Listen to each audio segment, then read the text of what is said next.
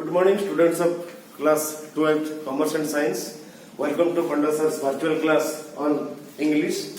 And what today we are going to discuss, it may not be part of your syllabus, but I think we are going to deal with a huge writing section. And of course, as a student of class 12, you must maintain grammatical accuracy while speaking and writing something.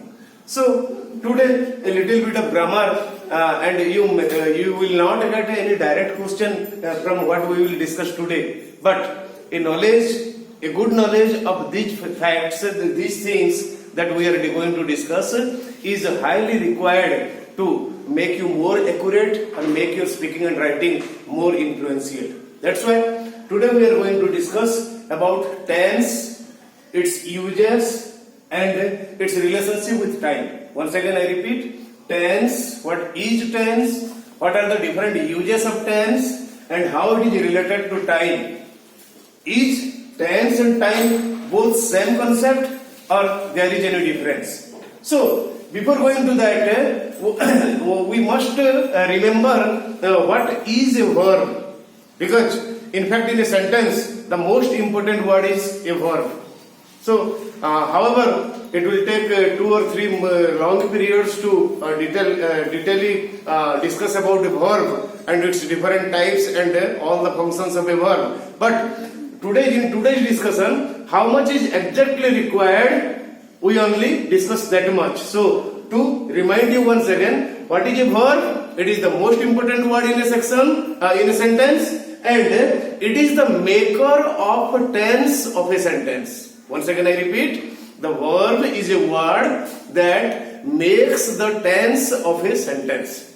So, what is tense and how it is different from time? So, never get confused over these two terms, tense and time. Both may not be same, and at times both might be same. So, in our detailed discussion, almost everywhere we will find how the word time is different from the word tense. So, tense, of course, it is made by the verb, and you know, verbs have 3 different forms, verb 1, verb 2 and verb 3. And in different tenses, we use different forms of the verb. But always remember that some verb forms is equally applicable and used to express a different time.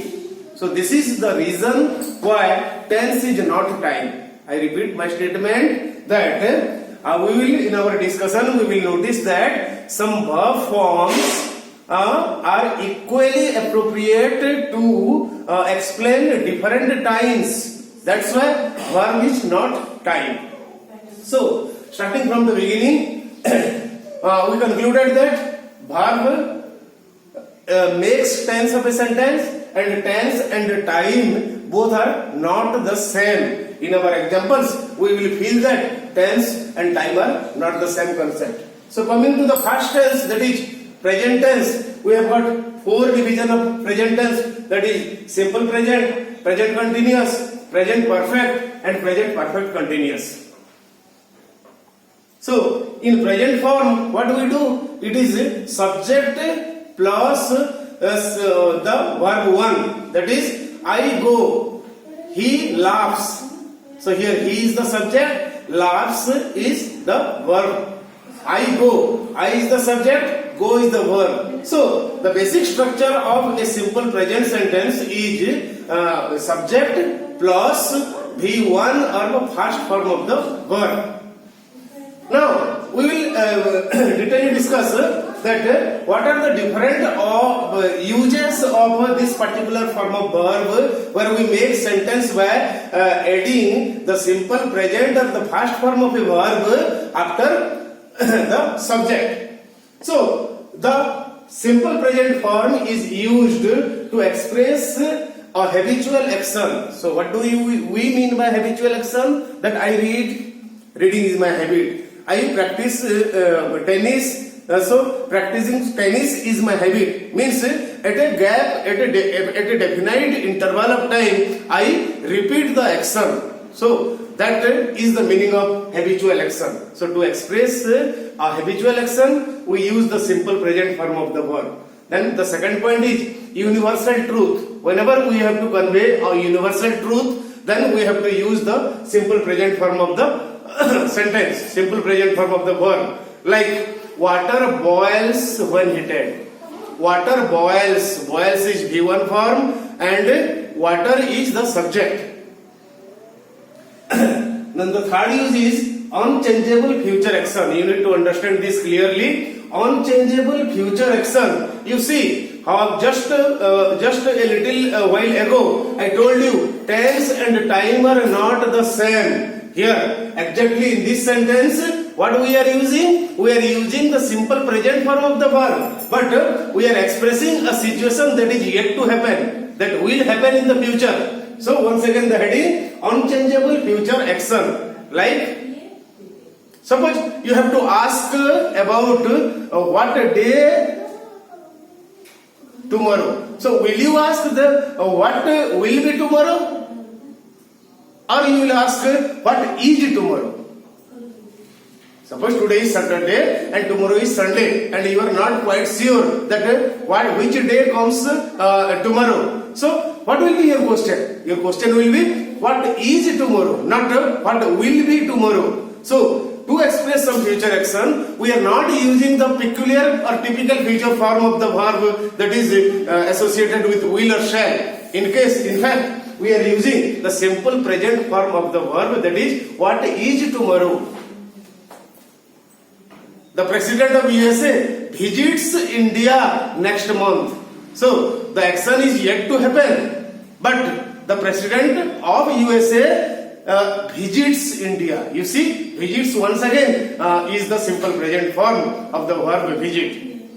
So if something is unchangeable, no force in this universe can change the tomorrow from being Sunday if today is Saturday. So this is something that is beyond our control, and we cannot change the course of event. That's why here we use the simple present form of the verb. Then newspaper headlines. Just I told you the example. Suppose the President of USA he has planned to visit India the next month. So an important person like President of the USA, he is quite influential, quite powerful, and there is a least possibility that he would change his planned program. So this is almost nearly unchangeable future action. Or if when it appears in a newspaper, just you try to remember in report writing, first after the name of the correspondent, we used to write what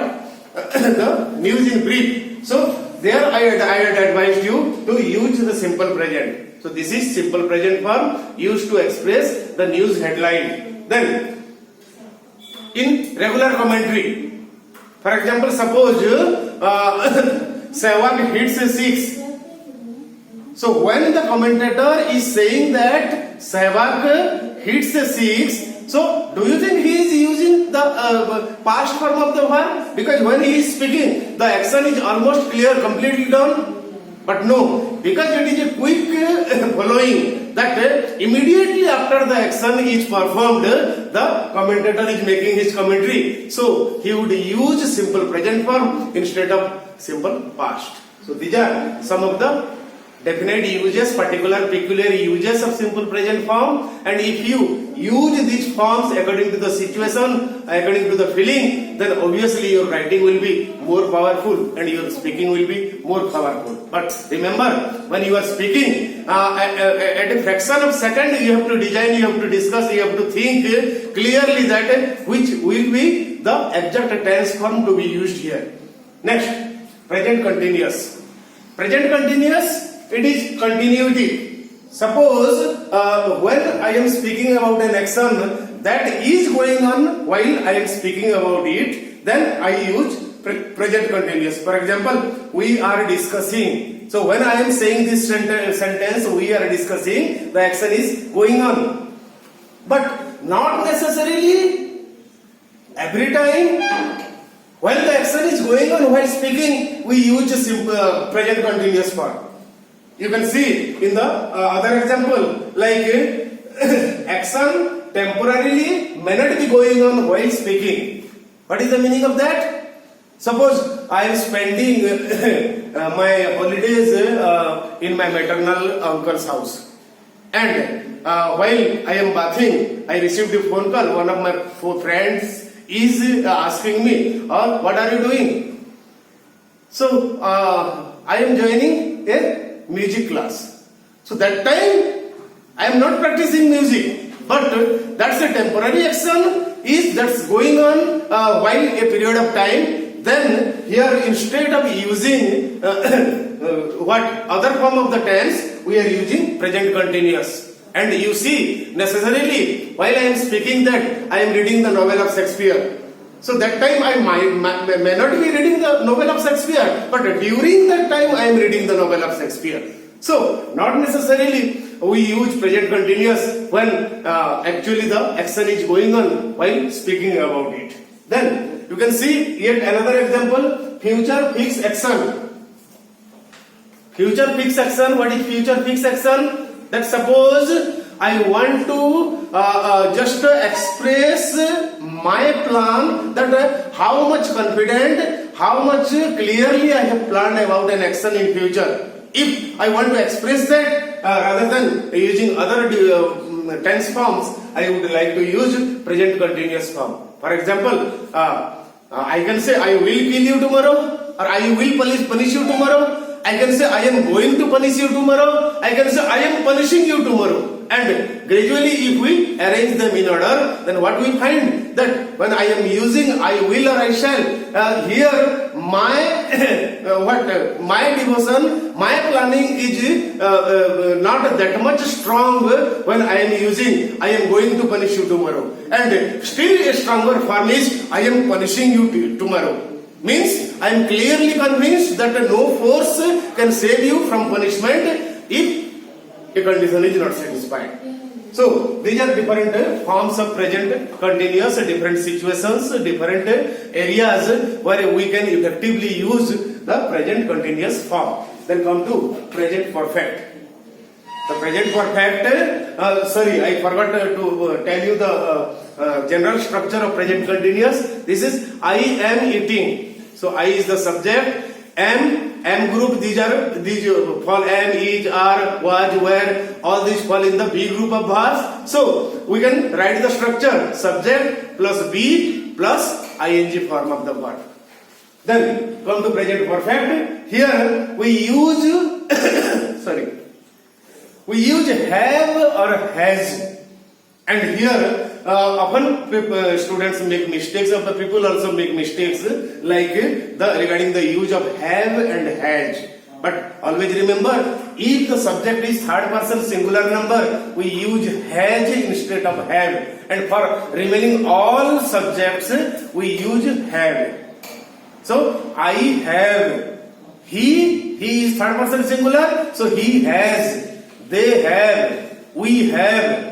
Ram is third person singular, Ram has, the dog has, animals have. So this is the distinction between the use of have and has. So the general structure is I have eaten. So I is the subject, have or has comes after the subject, and after that the V3 form of the verb, the third form of the verb comes. So that is the general structure of a sentence belonging to present perfect tense. And the users, you can see, this is a little bit delicate use, and you need to understand actually in which situation we use present perfect. For past action, the effect of which is felt till present. See the example. Rather than saying Gandhiji freed India from the British rule, it is always better to use the present perfect form. Gandhiji has freed India from the British rule. Why?